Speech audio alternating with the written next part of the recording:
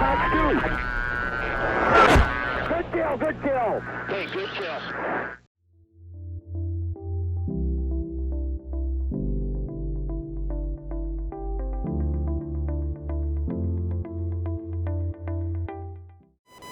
Hey guys, welcome back to another video. Today we are here in the F-15. We're firing Sparrows, the Mike variants, and we're going to be fighting two F-4 Phantoms here today.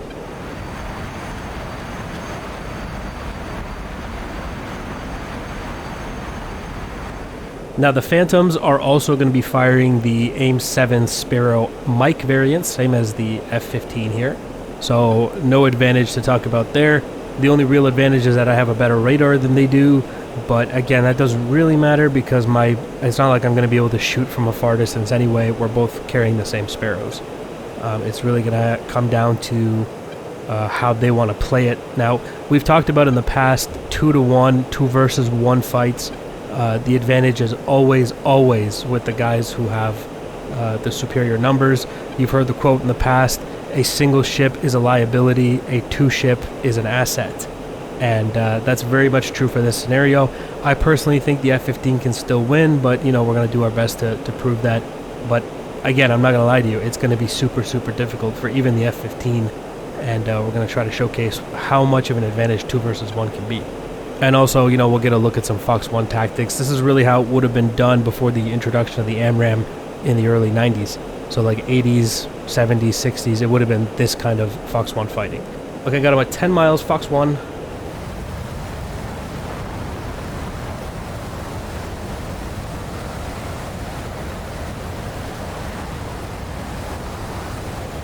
And I'm going to go ahead and start reducing altitude. They have a lock on me as well. There's the missile launch. I'm going to start cranking, putting them on the gimbal limit of my radar. It's when you put them on the far edge of your radar, as you can see here. And so we're providing guidance information for that Sparrow while defending and dragging any missile that he's fired at me. And there goes, I think one of his missiles just went by. And he's been forced to go into a notch. So we have one defensive F4 here. We're going to push him and try to kill him. Fox 1 again. You can see it ripping through the trees there.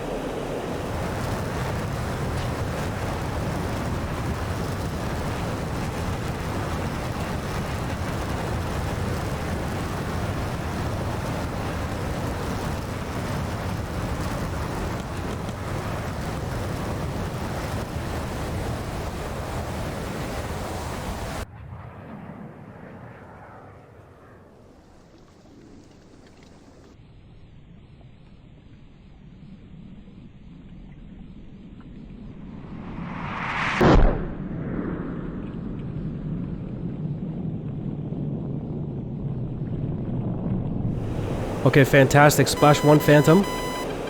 Number 2 is behind me. He's on my 6. I'm going to start climbing here. I don't see him though. It's an even fight now, except that he's on my 6. There he is. I see him. Right up there. He's got a missile out. And unfortunately, it looks like that Sparrow's trapped.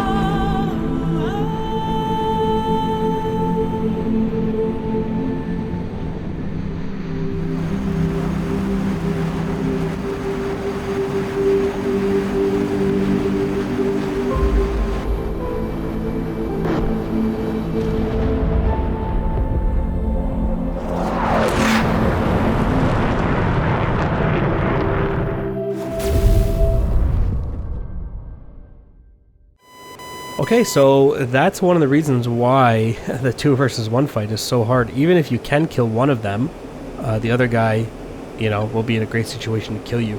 And also realize with these semi-active Fox 1s, Sparrows essentially, and other Fox 1s as well, the fact that you have to stay nose hot is actually a major limiting factor for how well you can defend. As you noticed, if I go cold, that missile goes stupid. It needs guidance all the way to impact.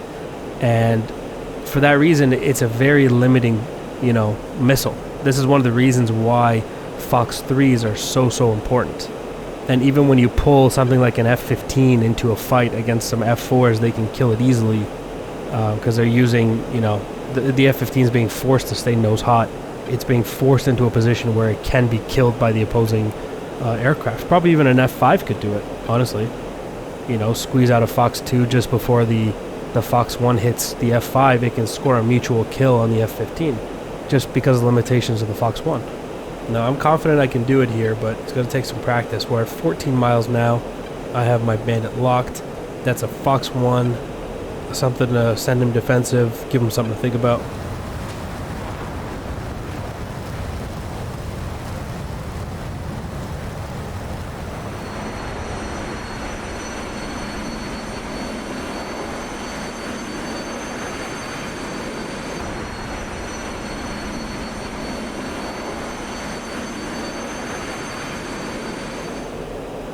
And he'll go ahead and start defending that one. We're going to stay with him. We got another Fox 1 on me, so I'm going to defend that by cranking Fox 1 again for me. Much closer range. That was about 7 miles on that one. Reducing altitude. Crank to the gimbal limit. Staying with him now. 5 miles.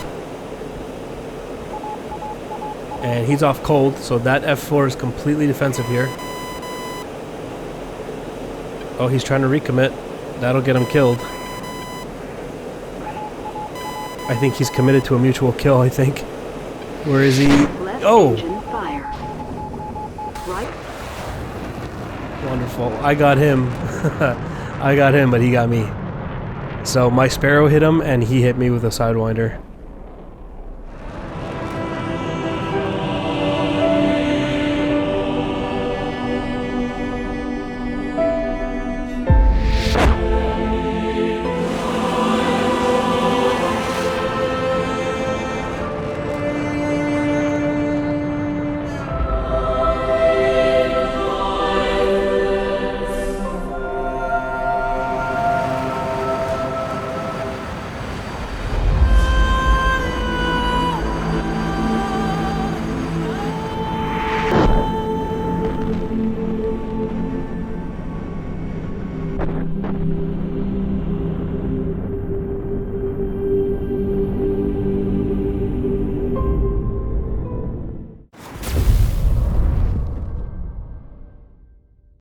So that's it, that F4 realized that he was being run down.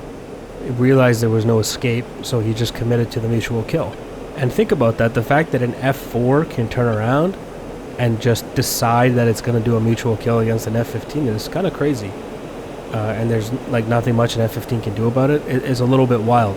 You can see how limiting the Fox 1 is and how much it really almost cuts the fangs off of superior fighters like this. Like the F-15 should not be getting killed by an F-4 in a BVR fight, but yet, due to the limitations of the Sparrow missile, that's not an inconceivable thing. This time I'm gonna increase altitude. See if we can finally get these guys. They've got me 2 rounds now. You can see how hard I have to work to try to beat 2 guys. The 2 versus 1 advantage is huge. So we're going to climb a little bit. This will extend the range of my Sparrows. Not a lot because I'm not climbing to like 40,000 feet. That's a Fox 1 at 14-ish miles, 15-ish miles there. And that's just to get him defensive. And what I'm going to do is start reducing altitude. If the other F4 pushes me, I'll switch targets onto him. But this first guy is now defending. I can watch what he's doing on my radar screen there. And I'm going to push him. I'm at 7 miles now. He's now coming nose hot on me. Fox 1 again.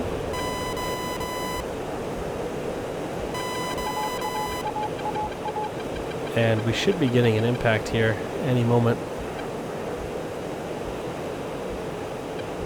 There it is. Impact. Splash 1 F4. And let's find the other guy. He'll probably be high, providing some sort of high cover.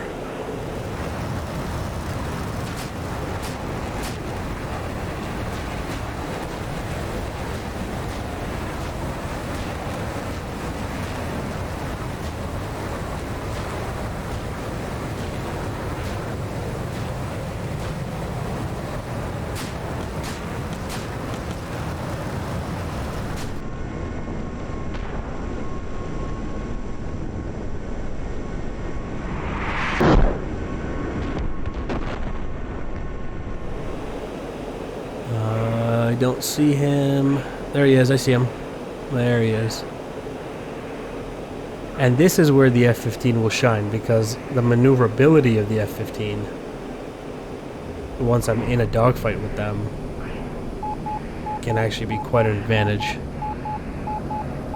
Here we go. Let's get a vertical lock. Got him. And we'll get a Fox 1 off. There we go. I think that first one's still tracking. Oh, whoa. That first one did a nice big loop. Came back around and hit him.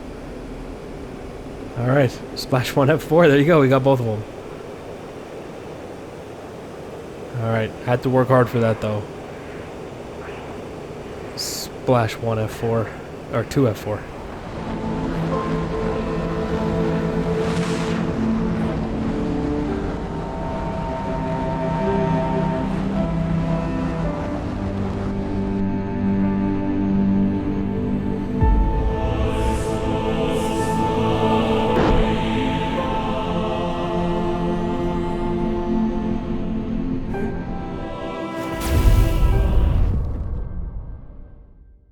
So, since we've discussed so much about how the Fox 1 is a limiting missile and, you know, all these things, I figured let me show you what a couple of AMRAAMs will do. Fox 3s, you'll see how much this scenario changes when you use the active radars, and you'll see why the AMRAAM is such a dramatic step forward in terms of capability.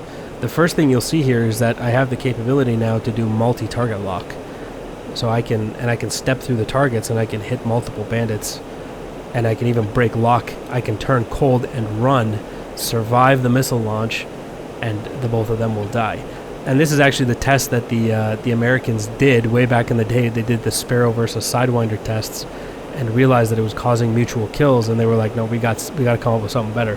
And they came up with the AMRAAM, the Fox 3, and really the Phoenix missile, the precursor to that. Here we are now at 9 miles, Fox 3, and onto the second F4 Fox 3. They fired on me also. That's fine. I've got my missiles out. I'm going to start defending. And what's going to happen here when I break lock, which is right there, lock is gone, the AMRAAMs will turn on their own radars and they will find the targets by themselves and they will hit them, allowing me to go cold, not exposing me to any risk of getting hit by their missiles. There you go. Splash 2 F4s. That easy. See how much of a difference the Fox 3 makes.